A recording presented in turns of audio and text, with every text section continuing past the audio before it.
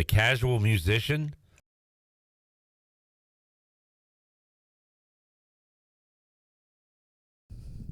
I'm a private music teacher, and last week I was doing some fill-in lessons for a teacher who couldn't make a lesson. And I was inspired to make this video because this little friend of mine was able to play some pretty difficult things for her level. She's only played a few months, and she's young, but she's able to play chords. And I was really impressed. So she told me she liked worship music, and so my past includes a praise band, and so I've known a ton of praise music, and so I wanted to make a video, and here it is. Obviously, there's a ton of worship music out there, and this isn't going to cover it all, but it will help you with chord changes and things like that all music has. Namely, we're going to be talking about some alternate chords that are prevalent in praise music. An alternate G, which takes the third out of the classic G and puts in the fifth. Then you've got an alternate C, and then D. And that's a lot of songs right there.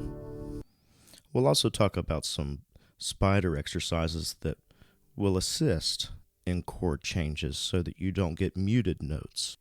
Muted notes are notes that you don't intend to have a crunchy sound. You want all the strings to play. You want all the strings to sound that you're trying to make sound. And sometimes our fingers fold over the other strings. And we get that. The remedy is to curve your fingers so that you're only touching the string that you want to.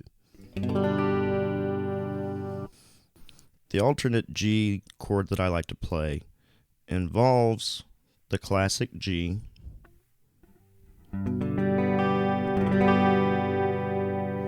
but I like to put my third finger, ring finger, down on the B string right next to the pinky. What that does is it turns a third into a fifth. And this is super popular in a lot of music, but I've seen it a lot in worship music. And one of the nice things about playing the alternate chord this way is you can also play a C chord in this alternate way. And all it involves is moving your 1 and 2 fingers.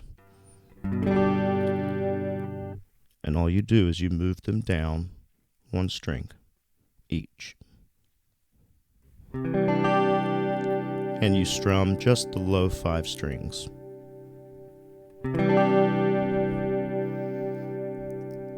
So my pinky and ring finger don't move. And so now I'm going back to G, just these 2 fingers.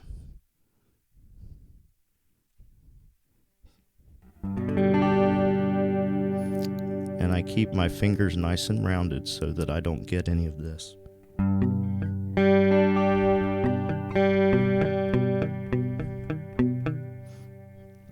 The side of my finger is touching an open string and it's not allowing it to vibrate. So if I curve my wrist a little bit more and straighten out my fingers, all the notes sound. So I just practice for this chord. If you're just learning these chords, 1 finger at a time, 1 string at a time. 2, 1, 3, 4. And I would play each string one at a time.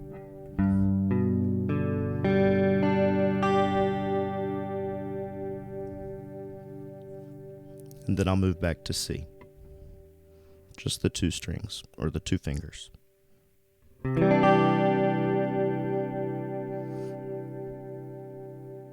So I'd go back and forth between those.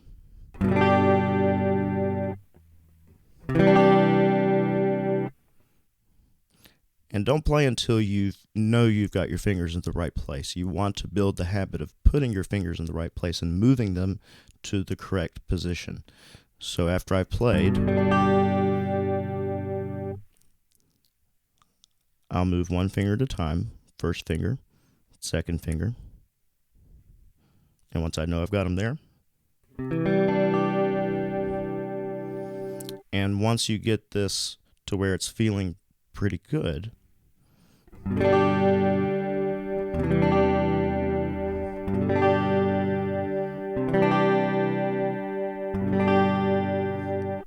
you can play like that. So we've got D. And this is the last chord in our progression for worship songs for this chord progression. So let's go from G, our alternate G, to C. And sometimes for the C chord here, I don't want the E to play. So sometimes I'll put my thumb there to dampen it. But usually I'll aim with my strumming hand for just the bottom 5 strings.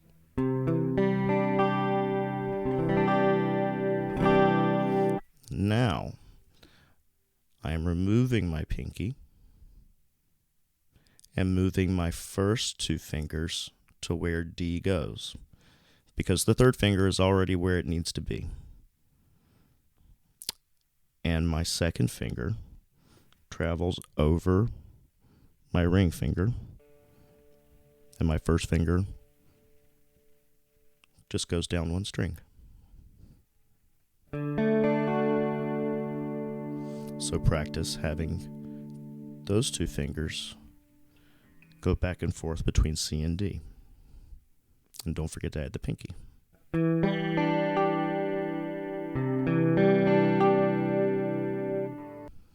So now that I've got a decent showing of where I put my fingers, let's also bring in the strumming hand. What I'll do is I'll play through G, C, D,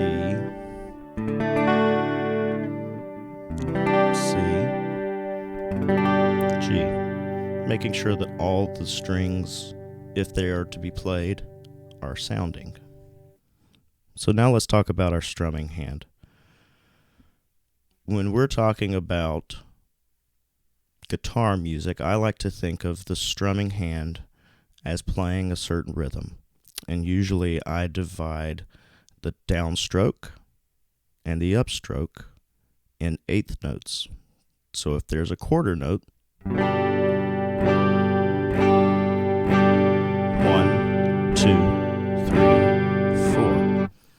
If I'm playing eighth notes, the and of the note is on the upstroke. 1 and 2 and 3 and 4 and. So I'll go through the progression playing eighth notes. And notice my arm when I'm playing. I'm not going like this. There's a lot more gentle wrist motion. I'm pretending that my pick is just a line. The pick is just a line that extends from my arm. And I'm making kind of a hoop.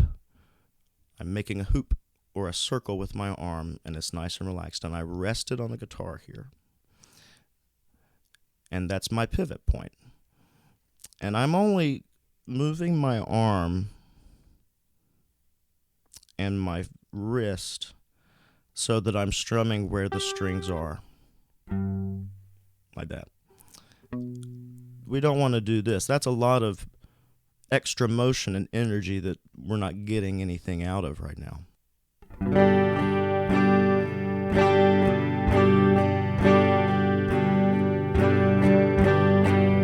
and 2 and 3 and 4 and 1 and 2 and 3 and 4 and.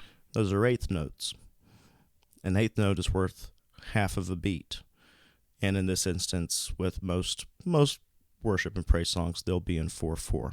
And that's why I don't play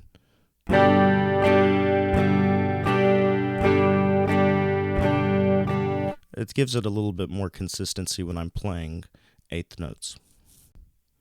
Why don't I play quarter notes like this?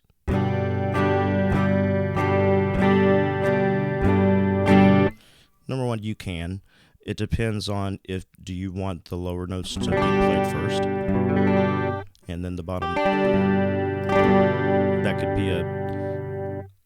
That could be a style suggestion. That could be a style preference. But I specifically do it for rhythm or tempo reasons. All downbeats are going to be quarter notes. This helps me subdivide so that I'm in tempo. If I'm just playing quarter notes, that's a long time to think about what or when to come in next. But if I think eighth notes, 1, 2, and 3,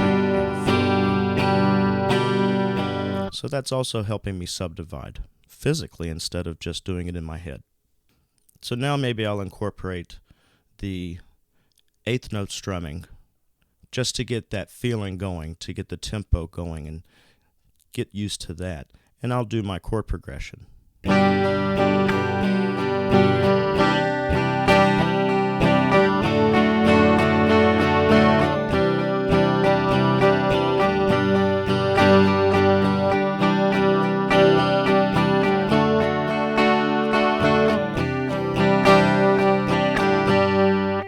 So the song that we played in our lesson was Waves of Mercy, which is, I think I played that maybe a million times when I was in praise band.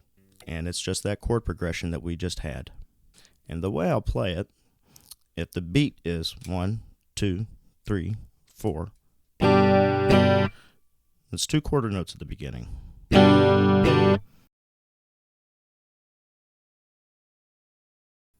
We've got 4 16th notes. 3 E and a 1 E and a 2 E and a 3 E and a 4 E and a.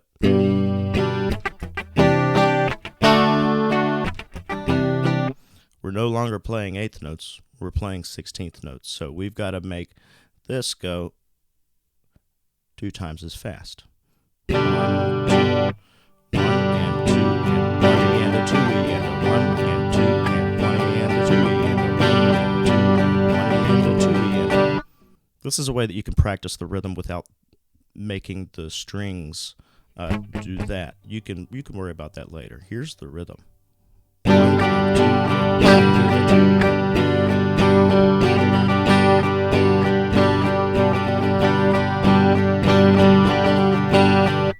Notice that I'm keeping my pick closer to the strings when I strum them. I'm not going up here because I've got to use a lot more speed to get the strings back. Nice advice.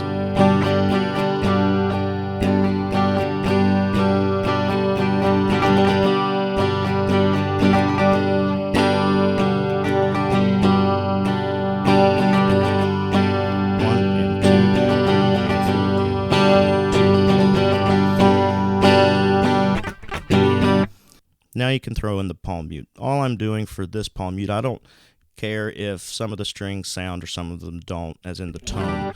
I just want a little rhythm sound. And all I do is I just hold the side of my hand against the strings and strum the rhythm. 16th notes, 4 16th notes. 3 E and a, 3 E and a, because we're playing 1, 2, 3 E and a. And notice that my wrist keeps the rhythm in eighth notes until it's called into action for 16th notes.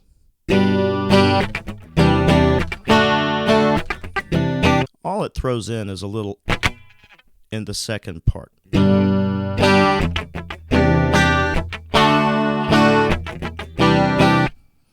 You can also play these songs not just chords, but you can break them up. If depending on whatever you're playing for, if the mood is a little lighter or it's happier, you go for chords.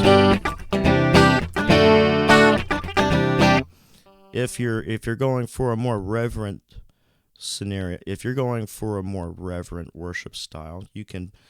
All these notes are correct. They're just different parts of the chord, but you can figure out yourself how they go together. Start playing some of the bottom notes with the top notes.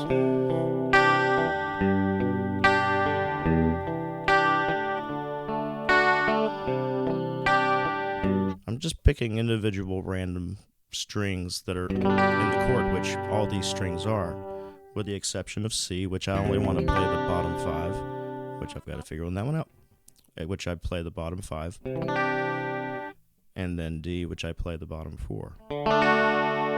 That's out of tune. So you can just play individual strings.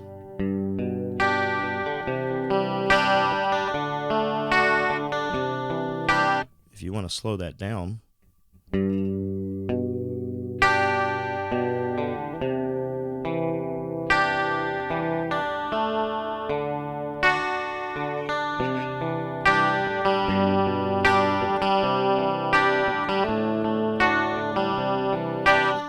and a lot of these rhythms are interchangeable with all sorts of other songs.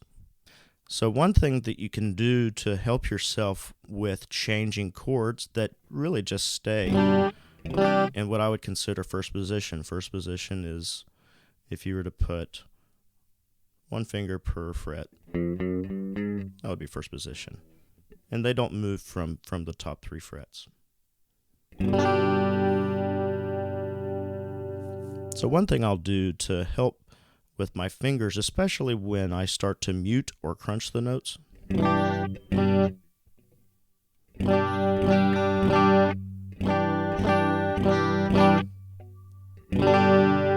to make all the strings sound, I'll go on a higher fret, and I would start on whatever. If you're playing an acoustic guitar, you probably don't have as much room up here to access the notes, so you'll probably start down here.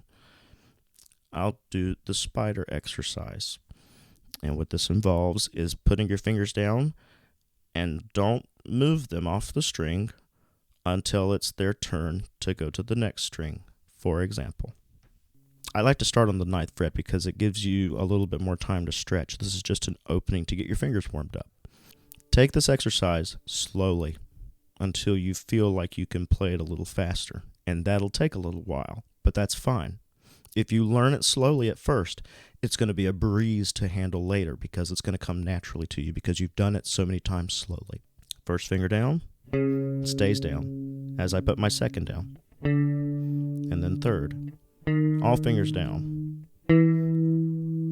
All my fingers are down on that string, and now I'm keeping them all down as I move my first finger to the next string. A. Next finger. Next finger. All of them are still down. And now they're all on the A string. Now let's move on to the next string. And don't pick or pluck until you know your finger is in the right place. Slowly think which finger needs to move, and then move it.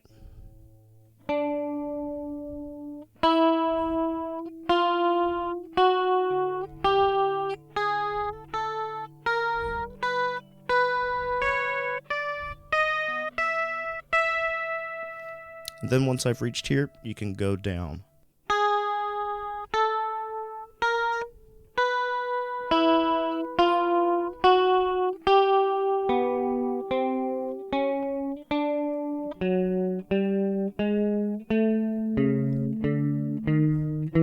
Keep your fingers down the whole time. Now, I played through that and most of the notes sounded the whole time. That's not going to happen when you play this for the first while. You'll probably sound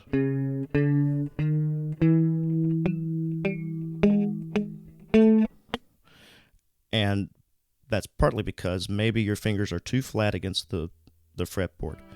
I really curve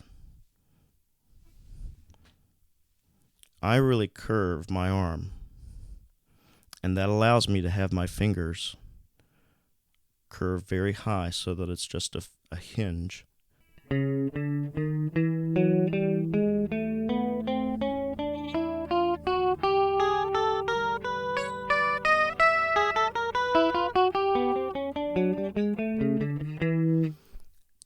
So if I were doing this as an exercise that I was practicing, I've done that fret. Now I move down.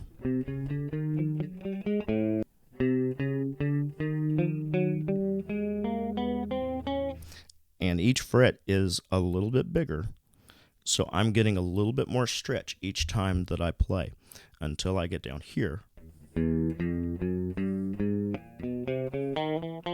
And I'm really stretching. So when you start to feel strained, just rest for a little while. That's okay.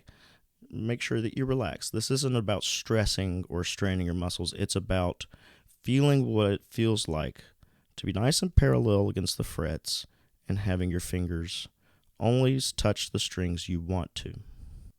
A great way to know that if you're playing a chord correctly is to go through one string at a time and make sure they all play.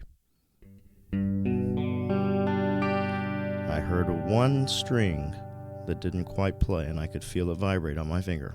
And I fixed it. Let's move on to the next one.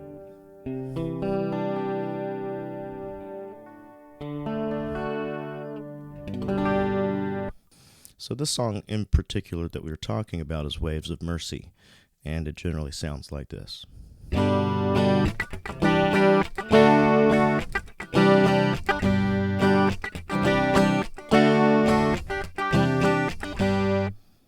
But these chords can be used in many songs, not just worship songs, but other songs too.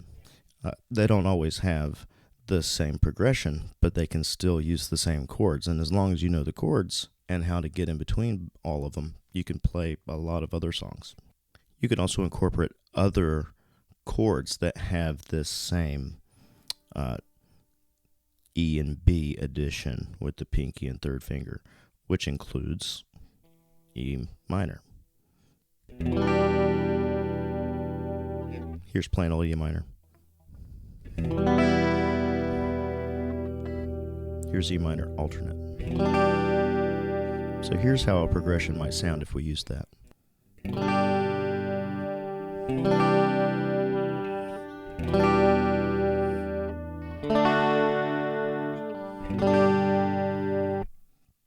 The only time I'm picking up my pinky and ring finger are for the D chord. This will also work for a modified A chord, and all you would play is the two fingers for the D and G string.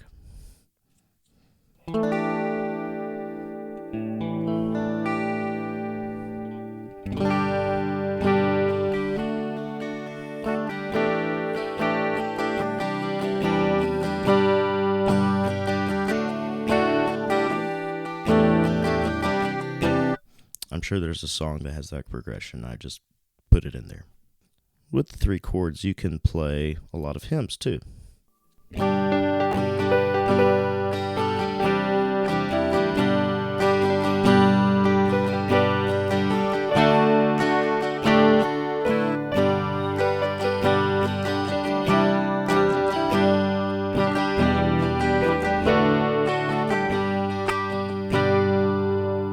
Amazing Grace. Amazing Grace has an E minor in it.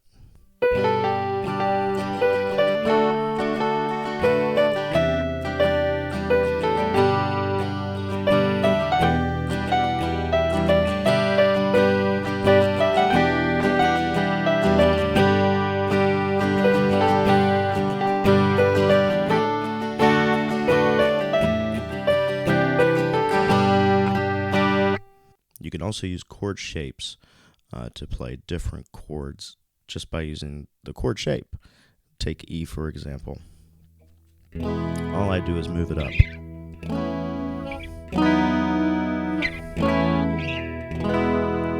And you can replace a lot of different chords. King as a Rock usually goes like this.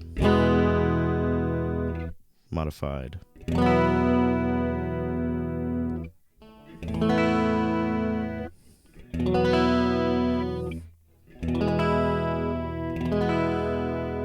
Instead of that,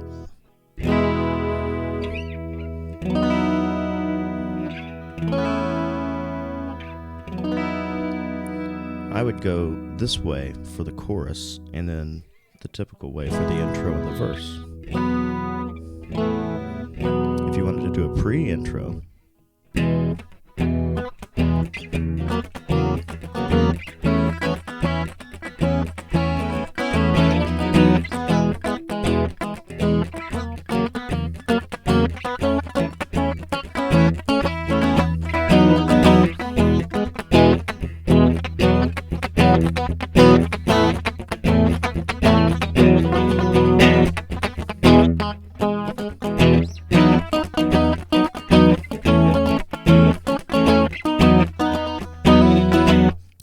pinky in sometimes.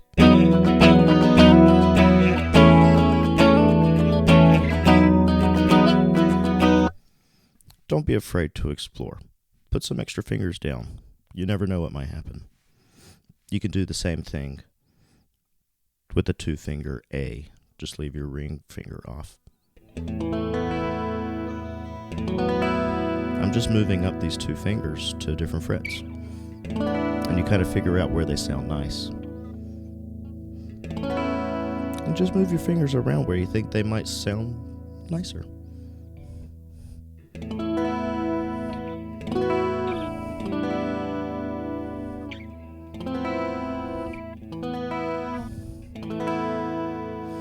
A lot of times in praise band, we'll have moments of prayer, especially when when I went to conferences. They would have moments where someone would be talking, and we'd have a nice little background music. And a lot of times, that's all that we're doing.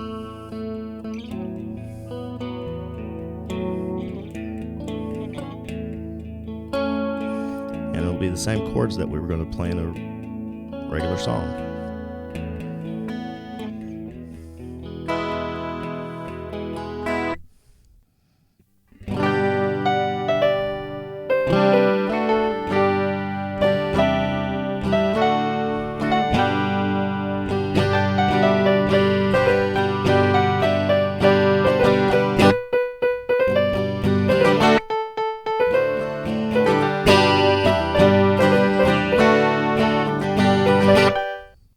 So as you can see, there's a ton of songs you can play with 3 chords. And there's a lot more songs that you can play with 4 chords. And even more songs if you know 5 chords. So play around with going in between all of them. And play the classic ways too. The regular G's. And the regular C's. And D's. But when we're playing these songs,